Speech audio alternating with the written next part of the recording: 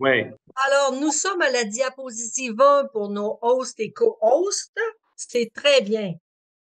Bonsoir tout le monde. Ce matin, et plutôt ce soir, hein, je vous amène dans le monde funéraire, plus spécifiquement chez les francophones catholiques québécois. Vous découvrirez leur rite mortuaire à travers les pratiques de la maison Germain-Lépine depuis sa fondation en 1845 jusqu'à ce qu'elle installe le premier four crématoire de la ville de Québec en 1974. On arrive à la suivante. Les Européens venus s'établir en Nouvelle-France ont apporté avec eux leur tradition d'inhumer les défunts. Dès le 17e siècle, chez les Euro-Québécois, le cercueil constitue la norme. Nous le savons grâce aux archéologues. La très grande majorité de la population est donc inhumée dans un cercueil en bois ou enveloppée dans un linceul et déposée sur des planches au fond d'une fosse. Être enterré en pleine terre est un sort peu enviable qui est réservé aux impies. La suivante. À part ça, durant le régime français, nous ne savons pas grand-chose sur les coutumes entourant la mort, sauf en consultant les testaments et les inventaires après décès, comme l'a fait l'historien Serge Gagnon. La suivante. Une exception toutefois, la description des obsèques de Monseigneur François de Laval, qui est décédé au printemps en mai 1708. Elles évoquent le faste qui se vit en France à la même époque. Je vous lis ce que les historiens ont rapporté. Le corps revêtu de ses habits épiscopaux, porté en procession de l'une à l'autre des chapelles des Recollets et des Jésuites, des Ursulines et des Hospitalières, un cortège formé de tous les curés de 30 lieues à la ronde auxquels s'étaient joints les Jésuites et les Récollets. Le corps exposé 3 jours dans la cathédrale, les peuples étant venus de tous côtés pendant qu'il a été exposé sur son lit de parade et dans l'église, la messe de funérailles chantée, l'oraison funèbre. Toute l'église tendue de noir, le lit de parade fort élevé entouré d'un grand nombre de chandeliers, les armoiries de l'évêque se voyaient partout. Il s'agit évidemment des funérailles d'un grand homme, mais pour les gens plus modestes, les données concernant leur cérémonie nous font défaut. La suivante. En savons-nous davantage sur les habitudes sous le régime britannique? Eh bien non, pas beaucoup. L'historien Serge Gagnon retrace quelques us et coutumes en parcourant cette fois les journaux intimes et la correspondance des prêtres. Il observe que dans les campagnes, en dehors de la messe des funérailles, les rituels semblent réduits à leur plus simple expression. Quant aux villes, les informations sont pratiquement absentes. C'est donc dire qu'avant 1840, il est très difficile de dégager l'essentiel des usages au Québec catholique. La suivante. Mais, dans un rapport exploratoire sous la responsabilité de John Porter, l'historien Réal Brisson a réussi à le faire pour le 20e siècle. En effet, indépendamment des variantes régionales, Brisson a reconstitué les étapes clés du cérémonial funèbre entre 1900 et 1980. Les voici. D'abord la toilette du défunt, incluant des vêtements propres qu'on lui fait porter, avant d'exposer son corps à la vue des visiteurs. Ensuite, la mise en cercueil qui précède la procession vers l'église où se déroulera la messe des funérailles. Vient finalement le défilé vers le cimetière où l'enterrement aura lieu. Vous qui êtes peut-être des bébés boomers comme moi, vous avez connu l'exposition du corps dans un cercueil. Mais vous vous étonnerez peut-être qu'ici, on distingue l'exposition du corps de la mise en cercueil. Il faut comprendre qu'avant l'arrivée des coffres funéraires avec un couvercle coupé en deux, où on ne voyait que le haut du corps, la dépouille était exposée sur un lit funèbre et on pouvait voir ses pieds. Ce n'est qu'au moment de partir pour l'église qu'on la plaçait dans un cercueil. Quoi qu'il en soit, Brisson s'appuie sur des exemples dans plusieurs régions du Québec et c'est ce qui en fait la meilleure recherche à mes yeux sur notre sujet. La suivante. Toutefois, il ne nous permet pas de savoir qu'est-ce qui se passe avant 1900 et on n'arrive pas à savoir s'il y a des différences entre les pratiques rurales et urbaines, entre les traditions familiales et commerciales, entre les gestes posés pour les personnes mariées, les célibataires, les adolescents et les enfants. C'est pourquoi je me suis tant intéressée à la Maison Lépine. La suivante. Avec ses papiers de famille touchant 5 générations, ses archives conservées depuis 1845 et déposées à la Bibliothèque aux Archives nationales du Québec, une collection d'artefacts qui ont fait l'objet d'une donation au Musée de la civilisation. Cette entreprise offrait le cadre idéal pour étudier le monde funéraire en milieu urbain, à la fois au 19e et au 20e siècle. Grâce à elle, nous pouvons retracer les premières traditions qui ont été commercialisées en ville, assister à l'apparition de l'embaumement dans tout le Québec et suivre la progression des rituels jusqu'à la mise en service du premier four crématoire. La suivante. Voilà donc comment vous allez traverser ce soir 130 ans d'histoire de cette industrie. Nous allons regarder d'abord la gamme de services que Germain Lépine et son épouse Suzanne Bourgette ont développée entre 1845 et 1889, c'est-à-dire quand la production des biens se rendait directement du producteur au consommateur. On est bien là, loin de ça aujourd'hui. Ensuite, nous allons nous pencher sur les changements qui sont apparus au moment où les chemins de fer étaient en plein essor, entre 1890 et 1937. Enfin, nous allons assister au début des salons mortuaires en 1938, quand l'exposition du corps a commencé à se faire en dehors du domicile. La suivante. Allons-y donc à l'heure des industries légères. La suivante. Germain Lépine est d'abord un meublier. Il fabrique des cercueils, mais aussi des bureaux, des couchettes, des lave-mains, des sofas, des miroirs. En 1845, il est le premier, en dehors des paroisses, à s'être procuré des voitures destinées exclusivement aux défunts. Ses premiers corbillards sont montés sur des poteaux de bois et couverts de draperies de deuil. La suivante. Dès 1855, il s'affiche comme entrepreneur de pompes funèbres. En plus des corbillards qu'il met à la disposition de la clientèle et des cercueils qu'il fabrique sur mesure, il vend des crêpes et des gants et il dirige des cortèges. La suivante. En 1865, il innove en se procurant des corbillards distincts pour les adultes et pour les enfants. Cette photographie que vous voyez là est la plus ancienne que nous possédions des véhicules pour les morts qui ont circulé dans tout le Québec. Remarquez la petitesse de la voiture à l'avant. Elle présage l'âge tendre de son destinataire. La suivante. Entre 1863 et 1879, son œuvre de service comprend des vêtements pour le défunt, des garnitures de chambre pour l'exposition dans les maisons, des boîtes pour les cercueils avec des platines gravées, des crêpes à chapeau, des bandolières, des rubans pour les endeuillés en procession, des décorations pour l'église durant la messe des funérailles, des parures pour les chevaux, des livrées pour les cochers et la surveillance des cérémonies jusqu'à l'enterrement. C'est dire que déjà, au milieu du 19e siècle, les étapes clés du cérémonial funèbre que Brisson nous a fait connaître étaient présentes. La suivante. Germain Lépine et son épouse n'ont pas signé leur nom à leur mariage. Ils écrivaient bon nombre de mots au son. Toutefois, ils ont tenu leurs journaux des ventes durant plus de 40 ans. Nés dans les années 1820, à une époque où l'instruction primaire relevait principalement de l'Église, tous les deux maîtrisaient suffisamment l'écriture cursive et le calcul pour ne pas être considérés comme analphabètes. Or, en 1889, la façon dans les registres d'écrire change. On lit des phrases complètes comme celle-ci. Four funerals of late John Stock, removing of the corpse to Sharples Cove from the railway, removing of the box to the cemetery.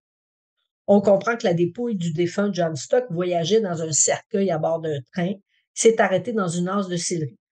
La maison Lépine l'a pris en charge à la gare, l'a emmené au cimetière, sans doute au Mont-Hermon, où étaient inhumés les anglophones protestants. La suivante.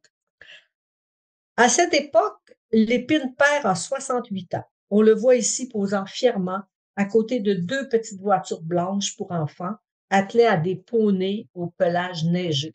La suivante. Son fils Germain travaille avec lui depuis la fin de ses études. Marié à Malvina Racicot, cette dernière lui donnera 17 enfants. Sur la photo, vous en voyez seulement 12, mais c'est ce qui lui a permis d'obtenir une terre gratuite, 12 dans ce temps-là, avec la politique du curé Labelle. Ce couple prend désormais la relève dans les journaux des ventes. Avec les membres de leur famille, ils seront à l'origine de nombreuses innovations à l'ère de l'expansion du chemin de fer. La suivante. Voyons donc comment le monde funéraire évolue entre leurs mains de 1890 à 1937. Dans les années 1890, des changements majeurs apparaissent. L'arrivée de cercueils nouveaux genres, les débuts de l'embaumement artériel et le transport des dépouilles sur de longues distances. La suivante. Les cercueils traditionnels sont fabriqués en bois, sur mesure. Ils ont un couvercle autonome qu'on ferme à l'aide de clous, d'où l'expression enfoncer le dernier clou du cercueil. Dans le dernier quart du 19e siècle, l'épine-père les confectionne avec une petite vitre devant le visage du défunt et un panneau qu'on retire qui recouvre cette petite vitre. Dans les années 1890, un nouveau genre de cercueil arrive sur le marché qu'on nomme le casquette.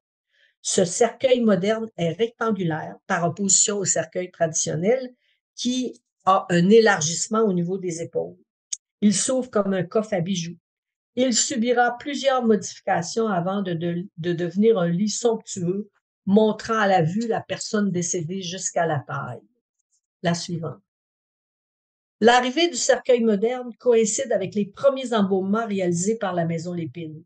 Cette technique de remplacement du sang artériel par un liquide de conservation apparaît pour la première fois dans les journaux des ventes en 1892. Les 14 premiers individus traités sont tous ensevelis dans un casquette.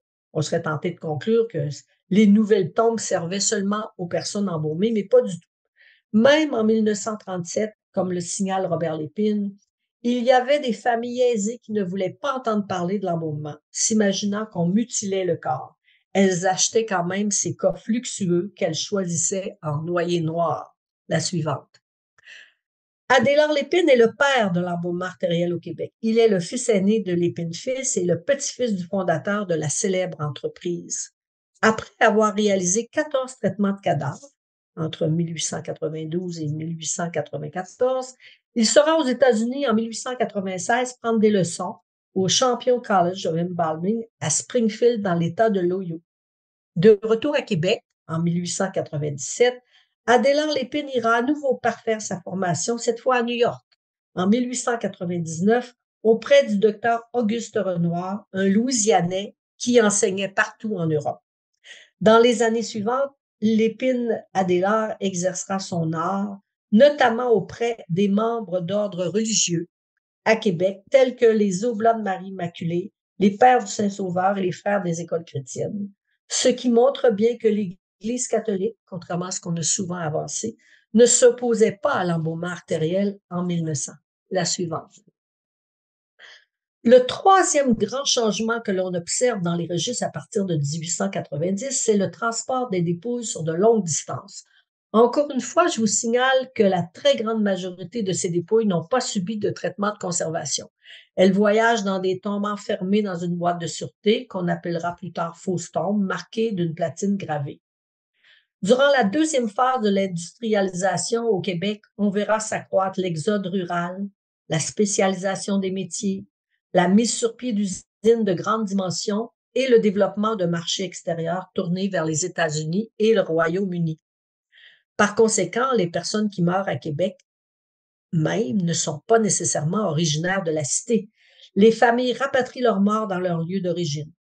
Les destinations des défunts amenés dans les gares de Québec et de Lévis correspondent exactement aux stations érigées le long des lignes de chemin de fer de l'époque, allant jusqu'au lac Saint-Jean, vers la côte du Sud, Portland, Montréal, Saint-Jérôme et New York, se rendant à Toronto et desservant la Beauce. Les Lépines transportent souvent aussi des dépouilles au port, où des bateaux les prennent en charge parfois jusqu'à Paris. C'est le cas, par exemple, en 1903, du frère Rivillon, qui sera transporté de Grondines à l'Hôtel-Dieu, ensuite à la traverse de Lévis, ensuite jusqu'au Havre et de là à Paris. On est en 1903. Hein? Par ailleurs, il n'hésite pas à se déplacer à plus de 100 kilomètres en dehors de la ville avec les corbillards, les chevaux et différents articles.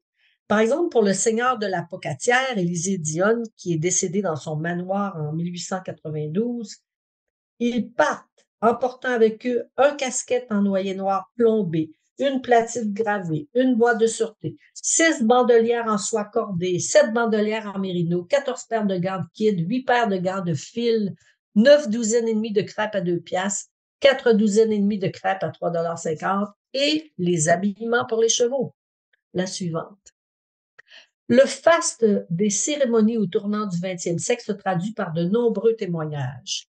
Le 5 janvier 1891, lorsque le célèbre curé Labelle décède à Québec, au 26 de la rue Sainte-Ursule, ses restes mortels sont transportés à la chapelle de la congrégation de la Haute-Ville, rue de la Fabrique. L'entrepreneur de pompes funèbres fournit la garniture de chambre, les marchandises noires pour décorer l'église.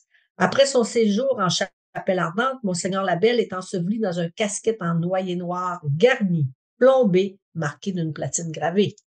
Ce cercueil luxueux est placé dans une double boîte marquée d'une autre platine gravée et conduit en corbillard vers la gare. Il sera déposé dans un train spécial de Québec vers Saint-Jérôme, la suivante. Son retour dans les pays d'en haut donne lieu à un accueil extraordinaire rapporté dans l'Écho des Deux Montagnes. Quelques bribes, je dis bien quelques bribes de l'article du journal sont suffisantes pour évoquer l'importance que peuvent prendre les cérémonies en 1891 pour une personnalité hors du commun. Je vous en lis un extrait. Les apprêts funèbres de l'Église dépassaient en richesse et en éclat tout ce qu'on peut imaginer. Toutes les grandeurs de la mort étalaient leur sombre majesté. Dans le défilé, 6 sarcophages d'une grande richesse, traînés chacun par 2 chevaux revêtus de noir, étaient surmontés d'ornements et produisaient un effet saisissant. Toutes les maisons sur le parcours de la procession funèbre étaient tendues de draperies de deuil. De distance en distance se dressaient des arches vêtues de noir portant de magnifiques inscriptions. La suivante. De génération en génération, les membres de la famille Lépine ont conservé une collection d'objets rares qui témoignent du faste des cérémonies funèbres de cette époque. Je vous en présente ici quelques-uns. La suivante. Voici des bannières qu'on suspendait dans le lieu d'exposition du défunt. Ces bannières de deuil sont répertoriées en inventaire avec les bannières de Saint-Joseph, du Sacré-Cœur, de la Sainte-Famille, etc. Elles sont confectionnées comme des tapisseries sur un fond en velours noir, bordées d'un galon recherché et ornées de franges scintillantes en métal doré. Si vous voyez à droite, c'est du métal, les franges. La suivante. Ici, des draperies pour recouvrir les portes, le haut des portes et les pianos. Dès 1902, Lépine Fils écrit qu'il fournit une garniture de piano pour la fille du juge Bossy, morte à New York. Il va chercher sa dépouille à Lévis et il la ramène à la résidence de son père. La suivante. Ici, d'autres garnitures de chambre, cette fois en velours pourpre royal. Robert Lépine rappelle qu'en 1937, on transformait complètement la chambre mortuaire. On changeait même les ampoules électriques pour des ampoules violettes. Les planchers étaient recouverts de tapis sombres. Le piano, la même chose. La suivante. Voici encore des garnitures de portes, de tables et des bordures de lits funèbres qu'on installait au domicile du défunt dans les tons de bleu-violet profond, magenta, mauve et rouge Bourgogne. Ces déclinaisons offrent un échantillon remarquable de teintes cérémonielles utilisées dans les églises catholiques. La suivante. On variait la couleur selon le statut de la personne décédée. Par exemple, ces ensembles gris servaient à distinguer les célibataires laïcs des personnes mariées, tout comme les pots à feu aménagés avec des flammes qui étaient peintes en gris et qui étaient placées sur la toiture de certains corbillards pour les célibataires. La suivante. Parmi la collection, on trouve aussi un cercueil pour enfants d'environ 10 ans. Il est en acajou avec un hublot vitré. Cet artefact est très précieux pour illustrer comment on confectionnait une tombe avec une petite vitre au-dessus du visage du défunt. La suivante. Ici, pour un enfant d'environ 5 ans, il prend la forme d'un coffre avec une vitre pleine longueur. Nous pouvons ainsi constater que les Lépine ont adapté le concept des cercueils en fer vitré, issus des États-Unis, en fabriquant en bois, en l'occurrence ici en bois de rose. La suivante. On a été obligé de prendre un peu d'eau.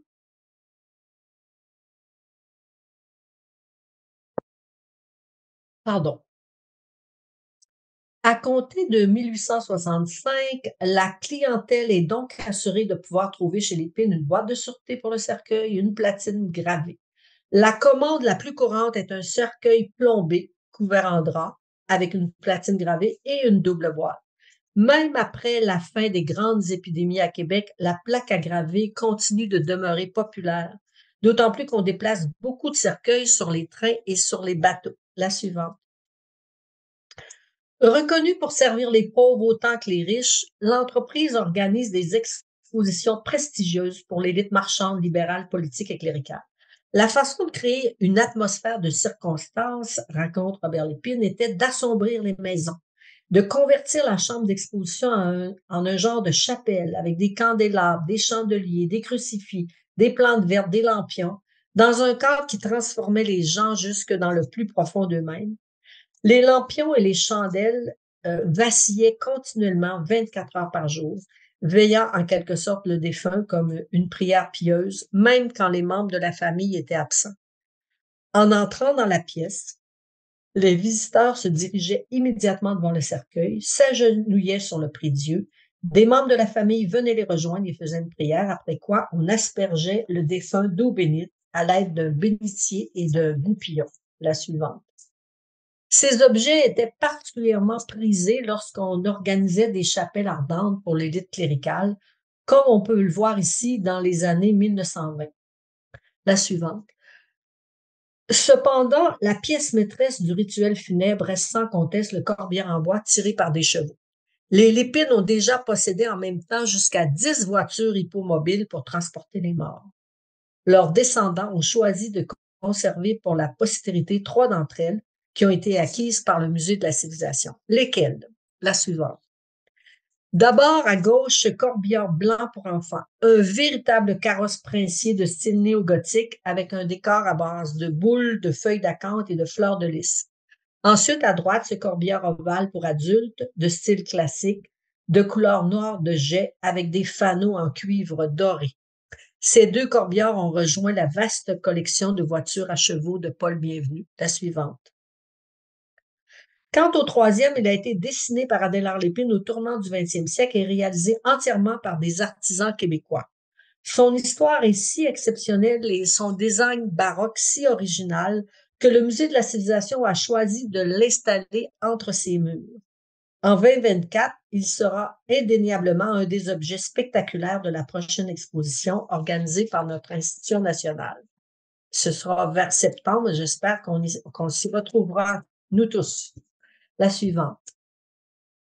Ces corbillards qui transportaient le défunt de son domicile à l'église et de l'église au cimetière n'auraient pas suscité tant d'admiration sans les habillements et les couvre-chefs des directeurs de funérailles et des cochers qui les conduisaient. En été, aux habits en queue de pie pour les uns et aux livrées pour les autres, s'ajoutaient les hauts de forme qui caractérisaient autant les entrepreneurs de pompes funèbres que les conducteurs de chariots. La suivante. Durant le rude hiver, les cochers défilaient dans les rues, revêtus de toques, de capes et de mitaines en ours noir identiques. La suivante. Le patrimoine hippomobile qui nous a été légué par la famille de Cécile et Robert Lépine ne tient pas qu'à ses voitures et à ses vêtements. Il s'étend aux équipements pour les chevaux. On leur faisait porter des bonnets et des filets noirs ou blancs, selon qu'on honorait un adulte ou un enfant. Le souci de choisir des animaux de même race à la même robe ajoutait à la majesté des défilés. Endeuillées sous des caparaçons et des draps d'apparat, les bêtes étaient entraînées à se déplacer au pas lent. Elles étaient ornées de harnais argentés, de sellettes garnies de clochettes aux tintements variés et avaient le front rehaussé de panaches. La suivante. Même si l'industrialisation a amené avec elle la diffusion de nombreuses innovations technologiques, dont l'automobile, la première à Québec date de 1897, les Lépines ont fait rouler des voitures à chevaux jusqu'en 1955. La suivante. Examinons maintenant notre dernier point, l'arrivée des salons mortuaires qui feront place aux résidences funéraires. La suivante. Fait peu connu, Germain Lépine-Fils fit aménager un premier salon mortuaire en 1910 dans les locaux de son entreprise rue Saint-Vallier. Situé à proximité de la gare, ce salon permettait aux familles d'attendre, avec le cercueil de leurs défunts, le train les reconduisant dans leur village d'origine. En 1916, dans l'annuaire municipal de la Ville de Québec, il annonce d'ailleurs qu'il met à la disposition du public une chambre mortuaire pour funérailles privées dans ce local. La suivante. Mais il faudra attendre la mort de son épouse, Malvina Racicot, et le partage des avoirs entre ses descendants pour que des salons mortuaires cossus s'établissent dans de vastes maisons. La suivante. Ainsi, après la mort de leur mère, Adélard Lépine et son frère Gustave, embaumeurs diplômés, achèteront en 1938 la prestigieuse villa Pétriamiotte, située au 300 chemin Sainte-Foy, à l'endroit actuellement où le Vitrail fait une offre d'appartements locatifs. À l'origine de l'introduction de l'embaumement à Québec et dans tout le Québec, Adélard Lépine soulage déjà depuis 1900 une partie de la classe moyenne, c'était surtout la classe moyenne qui se faisait embaumer, en faisant passer la toilette mortuaire aux mains des embaumeurs. Il installe désormais un laboratoire d'embaumement dans le même endroit que ses deux salons. La suivante. En 1941, son frère Henri-Jules fait l'acquisition du 60 boulevard Saint-Cyril, aujourd'hui le boulevard René-Lévesque. La suivante. Et en 1942, du 318 chemin de la Canardière qu'il destine à des fonctions similaires. La suivante. Même si ces emplacements gagnent en popularité, les Lépines continueront de garnir les chambres mortuaires dans des résidences privées, de décorer les chapelles ardentes et les lieux de culte de façon traditionnelle jusqu'à la fin des années 60. L'exposition du corps continue aussi d'avoir lieu dans d'autres espaces prisés. Ici, par exemple, elle s'est déroulée au Musée royal de Sainte-Anne-de-Beaupré. Remarquez sur le corbillard ovale des flammes blanches. Les flammes des pots à feu sont blanches. Elles sont le signe que ces cérémonies avaient lieu pour un adolescent qu'on jugeait pur. La pureté existait pour les hommes aussi dans ce temps-là. La suivante. Toutefois, la révolution rituelle, j'insiste sur le mot rituel et non culturel, cette révolution issue du Concile Vatican II mettra fin à la production de nombreux articles ostentatoires reliés à la présentation des trépassés. En 1962, 3 des fils d'Henri-Jules font le passage des salons mortuaires aux résidences funéraires. Robert Lépine explique ainsi cette transition. Ce qu'on appelait des salons autrefois, qui était plutôt le showroom américain, parce qu'on a subi l'influence des États-Unis, même si on restait toujours avec une coutume bien propre à nous. À un moment donné, on a réalisé que c'était dépassé. Toutes ces décorations qui étaient lourdes de toutes sortes de choses, autant sur le plan de la santé mentale, psychique, c'était vraiment traumatisant. Alors, nos salons, on a dit, pourquoi pas leur donner l'aspect d'une résidence?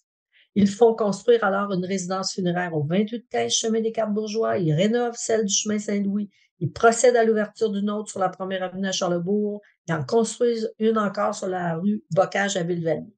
Le souci de mettre de l'avant une marque exempte de décoration lugubre conduira l'entreprise à entrer dans une nouvelle ère, comme tous les catholiques d'ailleurs. La suivante. Ceci nous amène à la conclusion.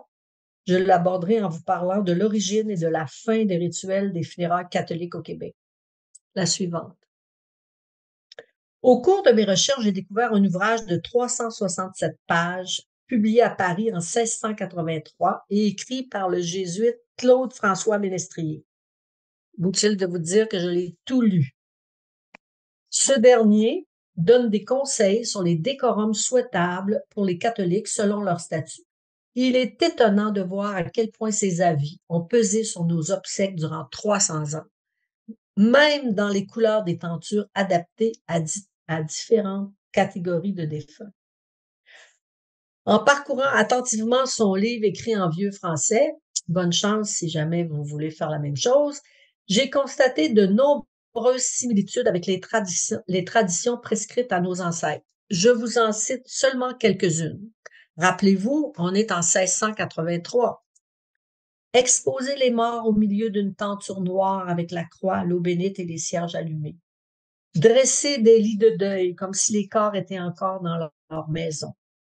Poster des gardes qui veillent le défunt jour et nuit.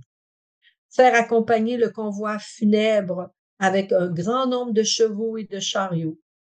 Placer un cercueil sur une estrade élevée entourée d'une très grande multitude de flambeaux allumés sur des chandeliers d'or. Couvrir tout l'espace autour de la balustrade de velours noir bordée d'une frange d'or. Tendre de noir les maisons et autres lieux destinés le long du passage des cérémonies. Revêtir de noir le corps des colonnes, des pilastres dans l'église, rattachés avec des crêpes volants, des gazes ou des pavillons d'étoffe noire. La suivante.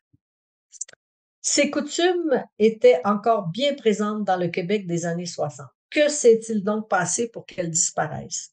Vous savez tous et toutes que le concile convoqué par le pape Jean XXIII en 1963 et finalisé par le pape Paul VI en 1965 a autorisé la crémation, la suivante. Cette prise de position de l'Église catholique a été claire dès 1963. Elle a jugé que l'incinération du corps n'affectait pas l'âme. La suivante. Les conséquences au Québec ne se sont pas fait attendre. L'autorisation gouvernementale d'aménager des équipements de crémation en dehors des cimetières a été accordée en 72 et l'installation par la Maison Lépine du premier four crématoire a pu se réaliser en 74.